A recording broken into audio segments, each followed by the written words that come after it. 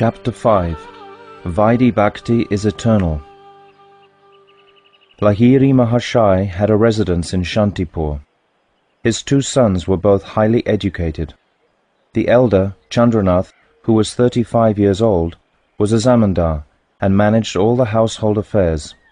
He was also a scholar in medical science. Chandranath never underwent any hardship for the sake of spiritual progress, but he commanded tremendous respect in the Brahmana community. He employed servants, maids, doorkeepers and other workers, and he managed all the household affairs with comfort and prestige. From childhood, the younger son Devidas had studied the Shastras dealing with logic, Nyaya Shastra, and that presents the codes of religious ritual, Smriti Shastra.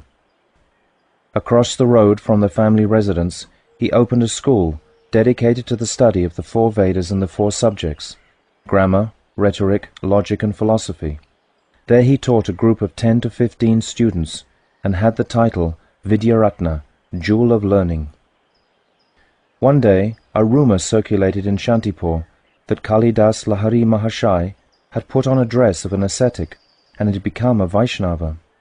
The news spread everywhere, at the bathing ghats, in the marketplace and on the streets. Someone said, "The old man has become senile. He was a man of ideal character for so long, but now he has gone mad." Someone else said, "What kind of disease is this? All kinds of happiness is there in his home. He is a Brahmana by birth, and his sons and family members are all obedient to him.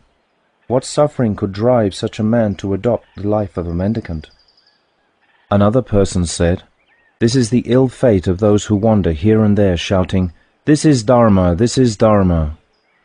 A virtuous man said, "Kalidas Lahari Mahashai is a very pious soul. He is materially prosperous, and now in his maturity he has developed love for Harinam."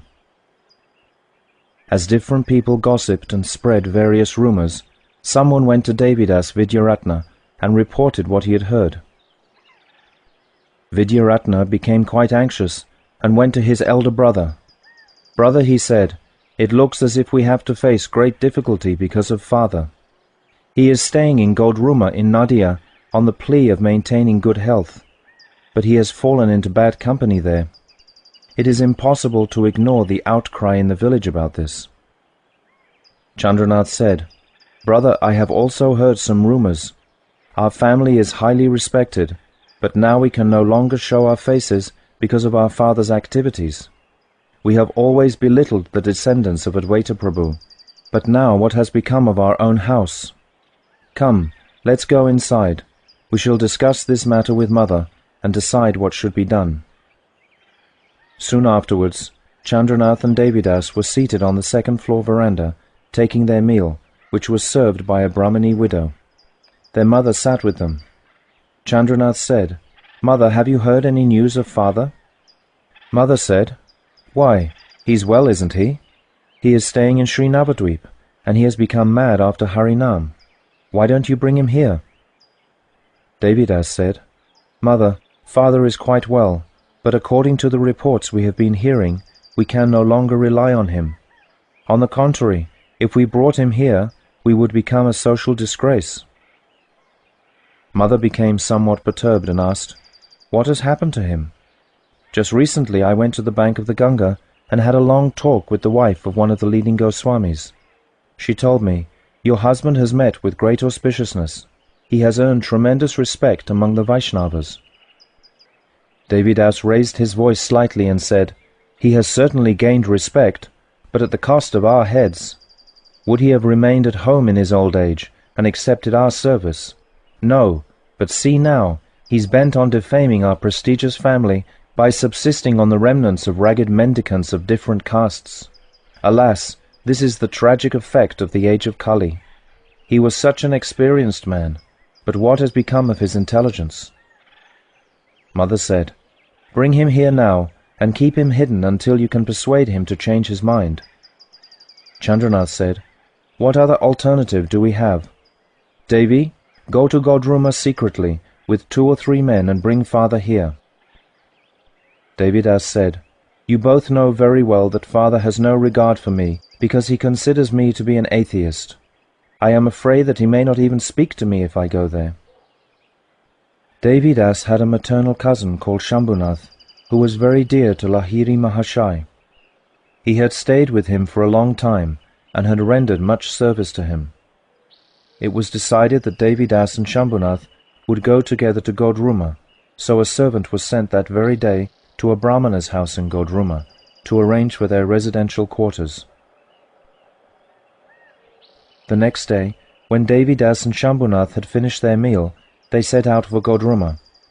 Having reached their appointed lodging, they got down from their palanquins and gave the bearers permission to depart. A Brahmana cook and 2 servants had arrived there in advance.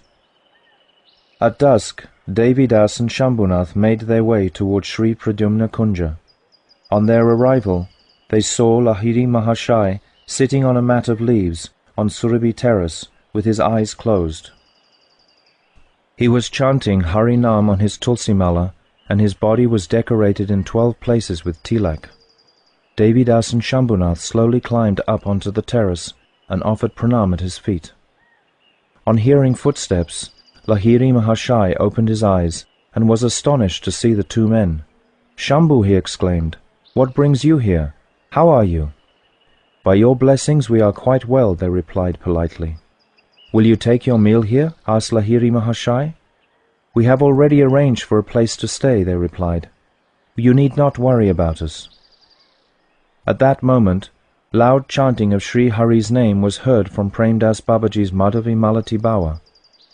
Vaishnav Das Babaji came out of his kutir and asked Lahiri Mahashai, why was there such a loud sound of Harinam from Paramahamsa Babaji's grove? Lahiri Mahashai and Vaishnav Das Babaji went ahead to investigate and found many Vaishnavas circumambulating Babaji Mahashai and chanting Sri Hari's name. The 2 of them also joined in the assembly. Everyone offered Dandavat Pranam to Paramahamsa Babaji Maharaj and sat down on the terrace. Devidas and Shambhunath were also seated on one side of the terrace, like crows in an assembly of swans. In the meantime, one of the Vaishnavas said, "We have come from Kantaka Nagara, Katwa.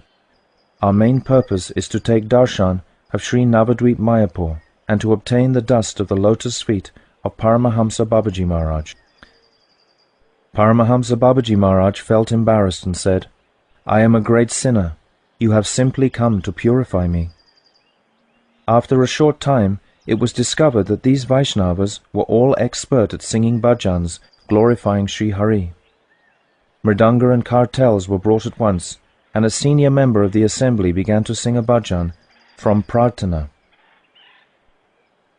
Shri Krishna Chaitanya Prabhu Nityananda Gadai Advaita Chandra Gaura Bhakta Vrinda Apara Karuna Sindhu Vaishnava Thakur Mohena Pamaradaya Karaha Prachur Jati Vidya Dana Jana Made Mata Jane Udara Karahenata Kripa Vitarane Kanaka Kamini Loba Pratishta Vashana Chadaiya Shoda More E Mora Pratana Name Ruche Jiva Daya Vaishnava Ulas Daya Kare Deha More Ohe Krishna Das Tomara Charana Chaya Eka Matra Ash Jivane Marane Matra Amara Baras.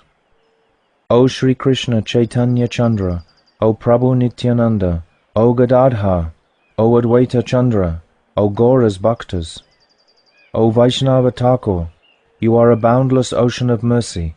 Please bestow your profuse mercy on a sinful creature like me. O Master, please be merciful and deliver this person intoxicated with the pride of high birth, education, wealth and attachment to wife, children and family members. Please purify me of my lust for women and wealth, and the desire for prestige. This is my prayer. O servant of Sri Krishna, please be merciful, and give me a taste for Sri Nam and compassion for all jivas, and let me delight in the association of Vaishnavas.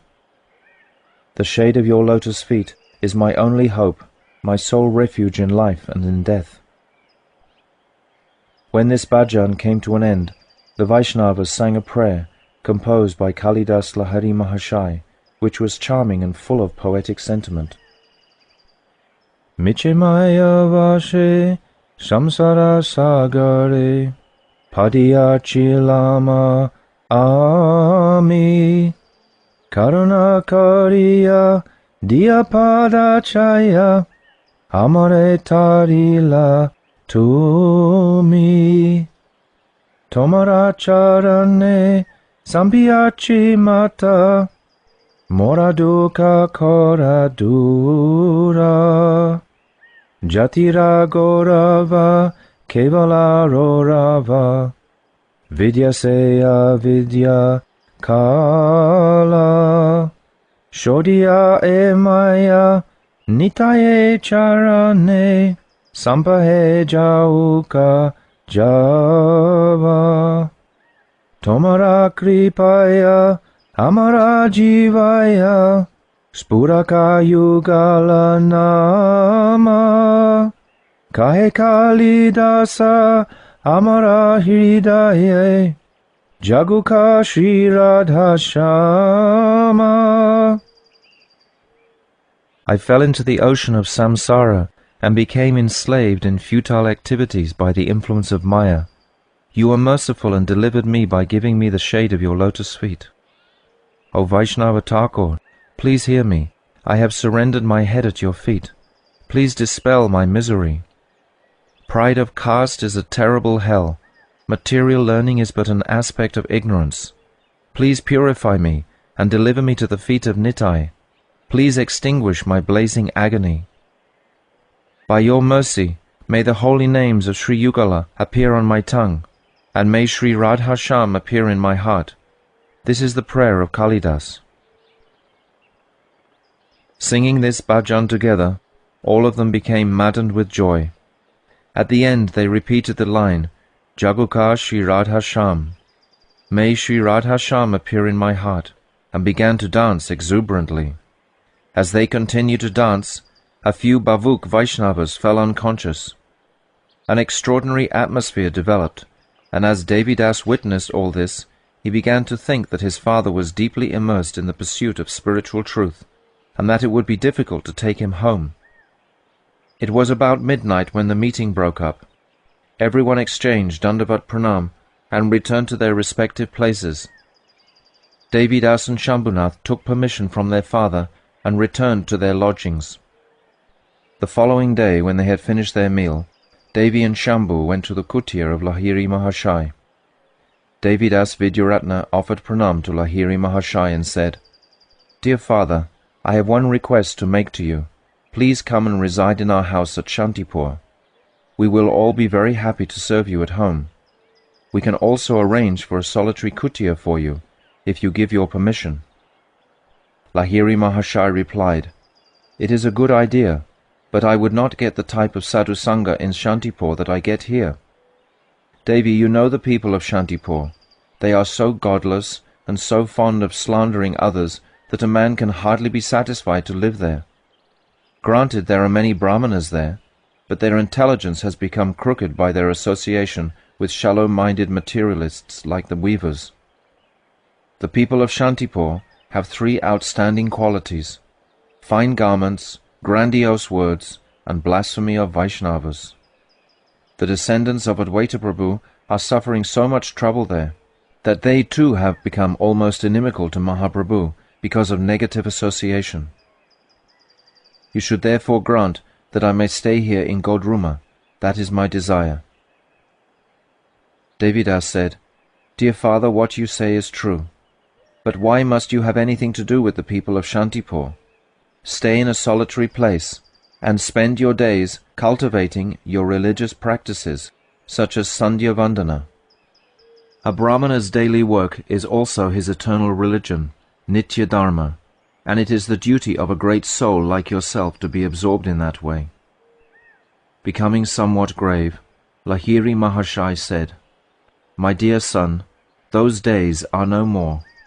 Now that I have lived for a few months in the association of sadhus, and have heard Sri Gurudev's instructions, my understanding has changed dramatically.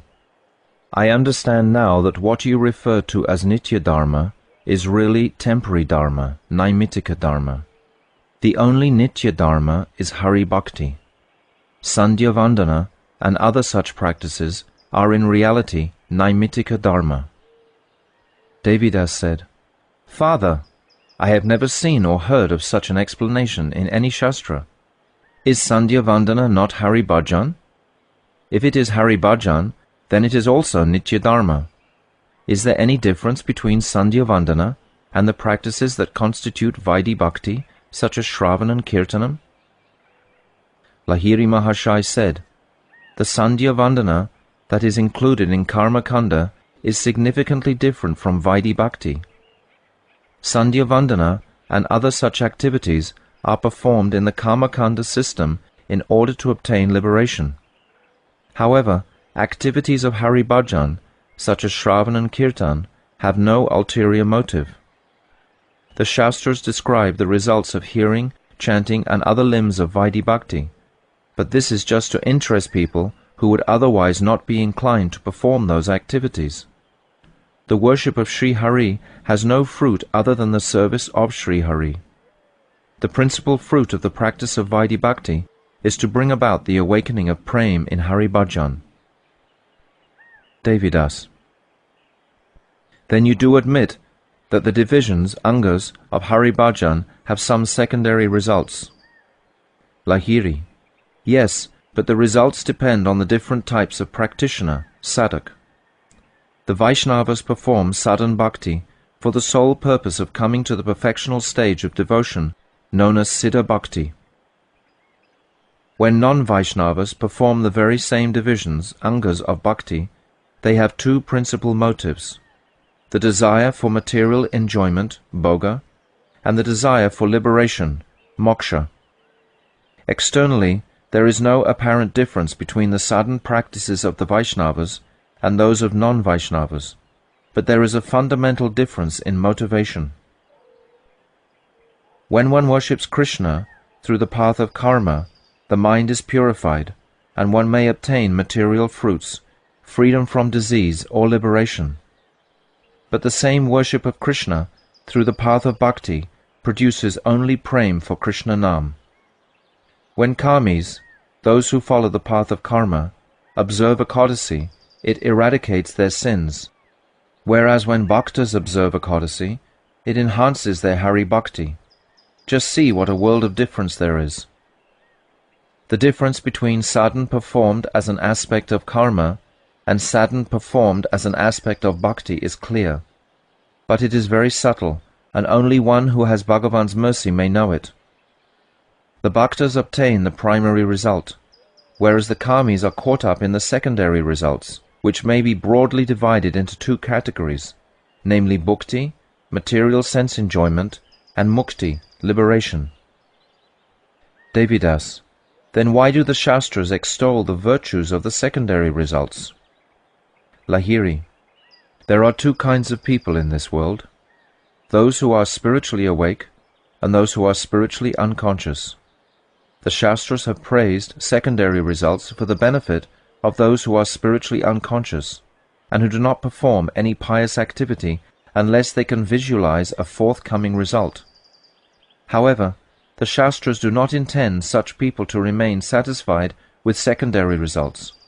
Rather, their attraction to secondary results should induce them to perform virtuous acts, which will hasten their contact with sadhus. Then, by the mercy of the sadhus, they will come to know of the primary results of Hari Bhajan, and taste for those results will awaken within them. Devidas. Then are we to understand that Raghunandan and the other authors of the Smriti Shastras are spiritually unconscious? Lahiri. No, but the system that they have prescribed is for the spiritually unconscious. However, they themselves seek the primary result. Devidas. Some Shastras only describe the secondary results and do not mention the primary results at all. Why is this? Lahiri. There are three types of Shastra, corresponding to the varieties of adhikar among human beings. Sattvic, of the nature of goodness, Rajasic, of the nature of passion, and Tamasic, of the nature of ignorance.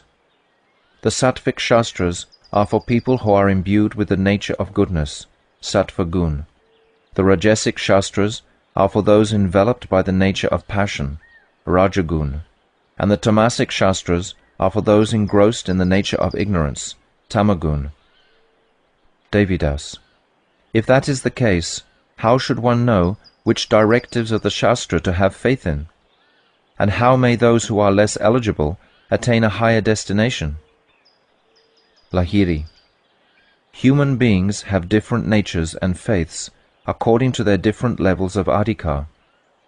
People who are impelled primarily by the mode of ignorance have natural faith in the Tamasic Shastras. Those affected primarily by the mode of passion have natural faith in the Rajasic Shastras, and those in the mode of goodness naturally have faith in the Sattvic Shastras. One's belief in a particular conclusion of the Shastra is naturally in accordance with one's faith. As one faithfully carries out the duties for which one has the adhikar, he may come into contact with sadhus and develop a higher adhikar through their association. As soon as a higher adhikar is awakened, one's nature is elevated, and one will naturally develop faith in a more elevated Shastra. The authors of the Shastras were infallible in their wisdom, and composed the Shastras in such a way that one will gradually develop higher adhikar by carrying out the duties for which one is eligible and in which one naturally has faith. It is for this reason that different directives have been given in different Shastras. Faith in the Shastra is the root of all auspiciousness. Srimad Bhagavad Gita is the Mimamsa Shastra of all the Shastras. This Siddhanta is clearly stated there. Devidas. I have studied many Shastras since my childhood, but today, by your grace, I have realized a wonderful truth. Lahiri.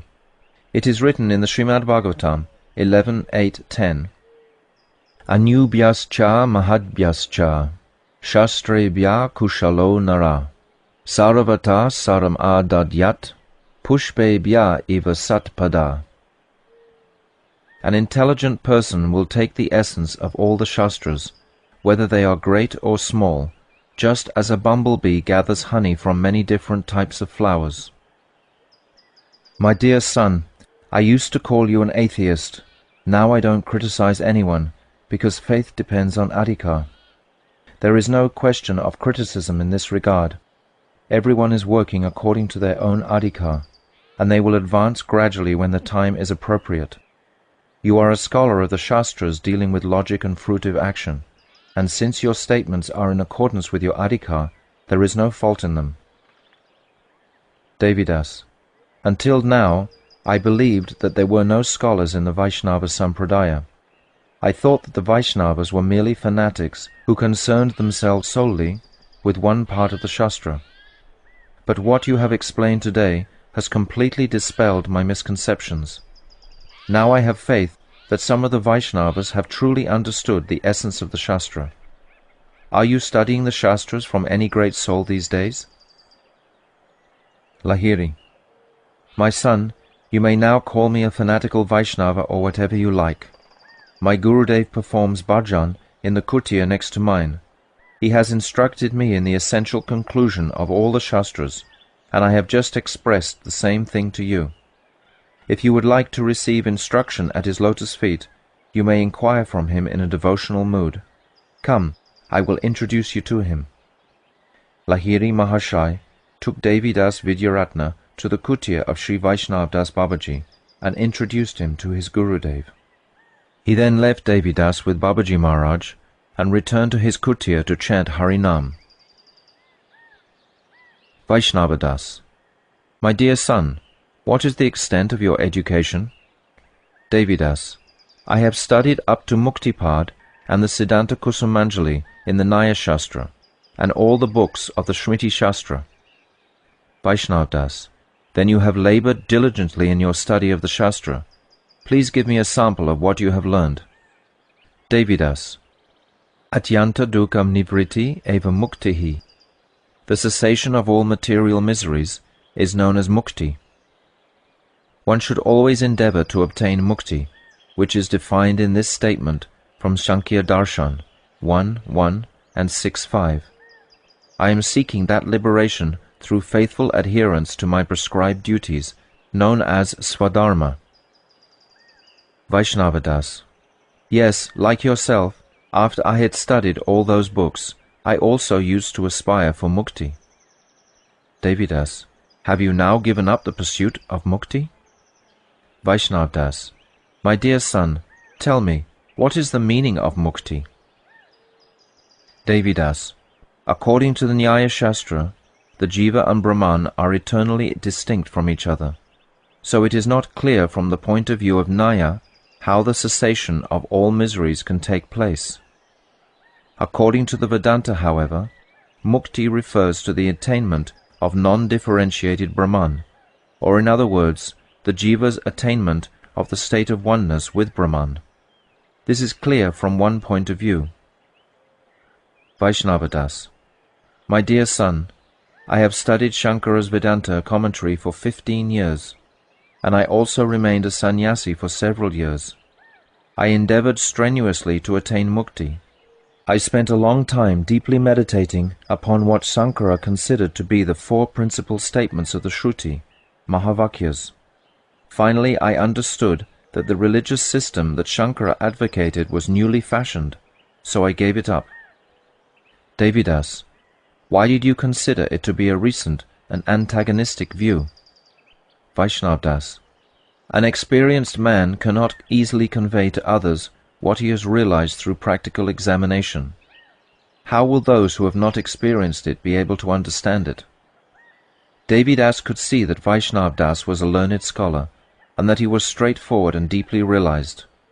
Devidas had not studied Vedanta, and he began to think that he could do so if Vaishnavdas were merciful to him. So he inquired, Am I fit to study Vedanta? Vaishnavdas.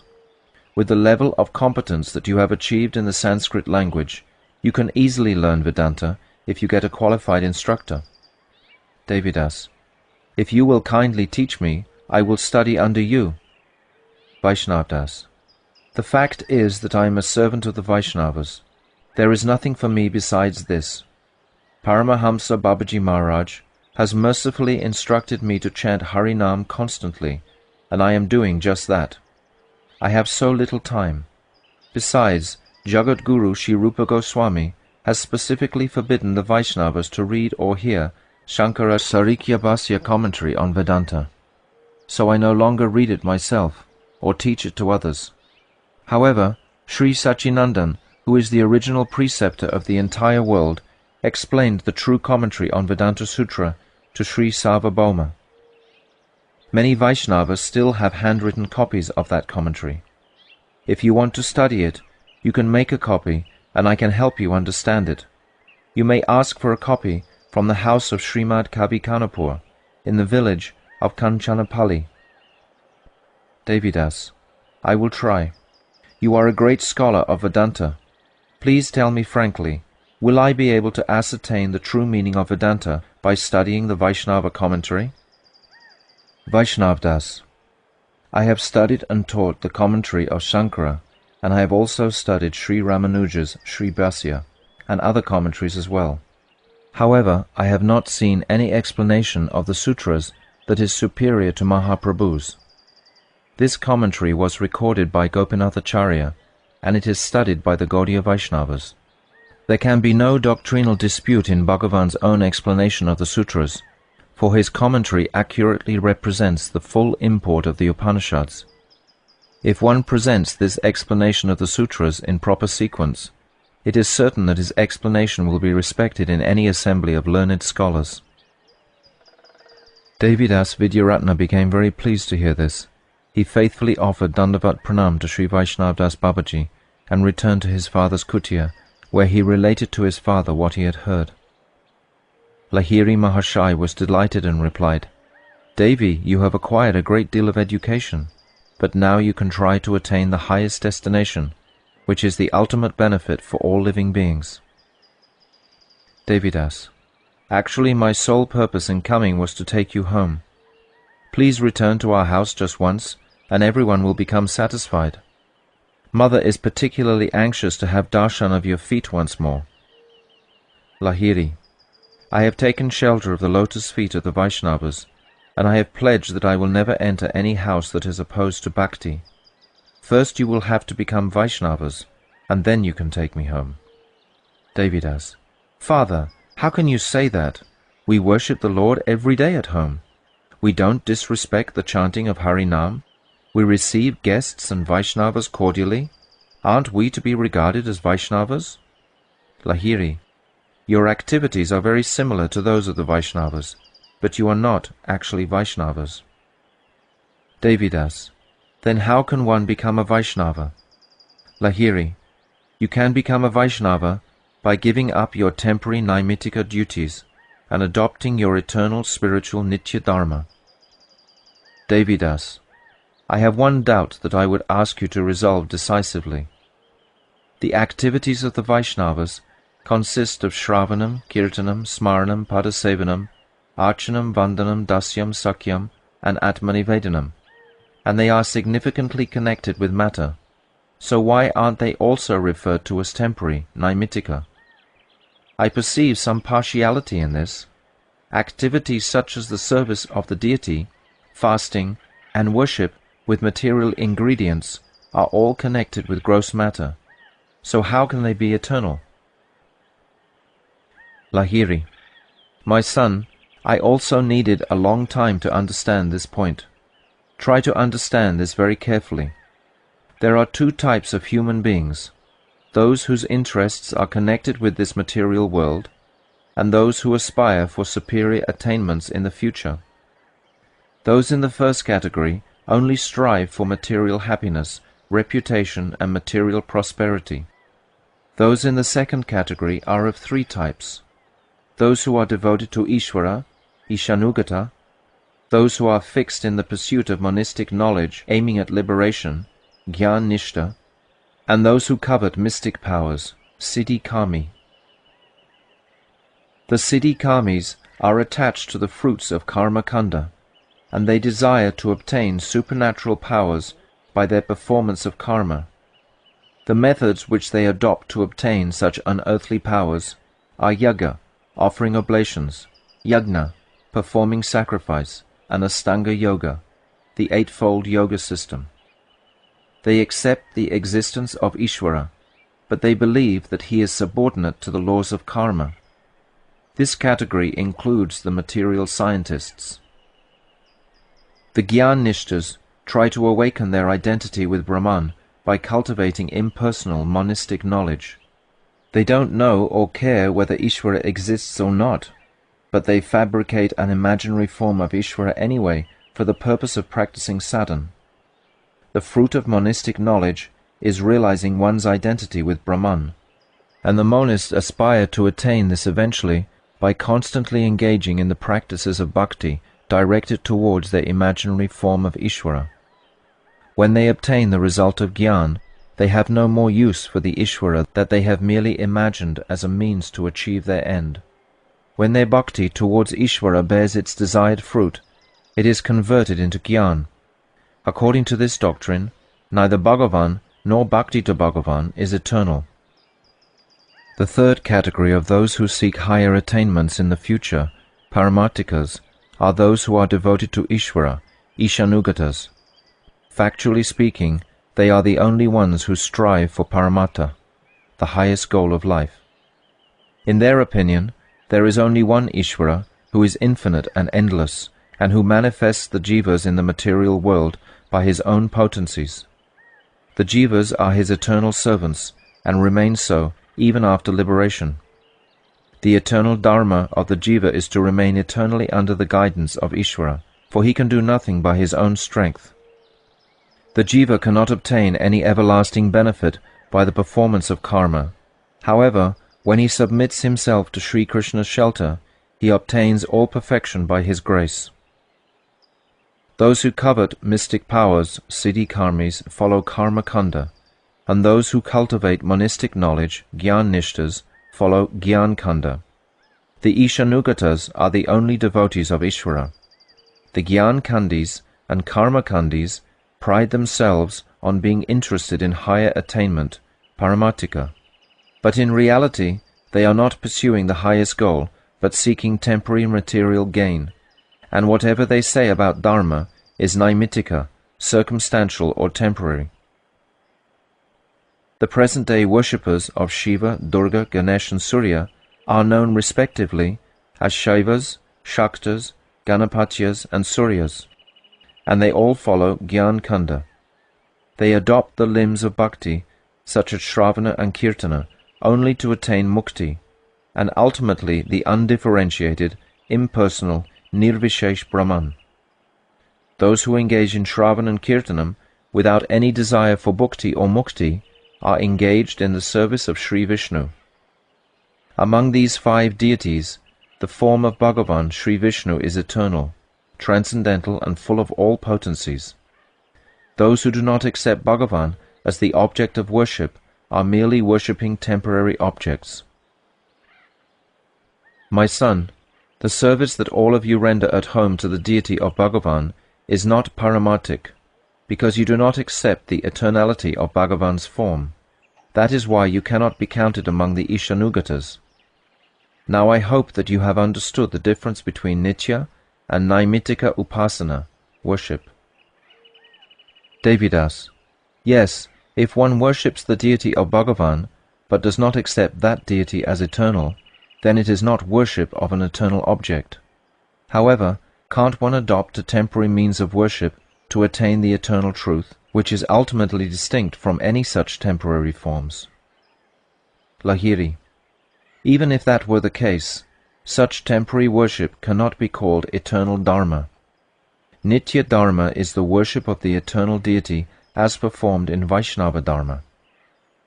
Devidas: but the deity that is worshipped is fashioned by a human being, so how can it be eternal? Lahiri: the deity worshipped by the Vaishnavas is not like that. Bhagavan is not formless like Brahman. On the contrary, he is the all-powerful, concentrated embodiment of eternity, knowledge and bliss. It is that Sat Chit Ananda Gana Vigraha that is the worshipable deity of the Vaishnavas. Bhagavan's transcendental form of eternity, bliss and knowledge is first revealed in the pure consciousness of the Jiva, and then it is reflected in the mind.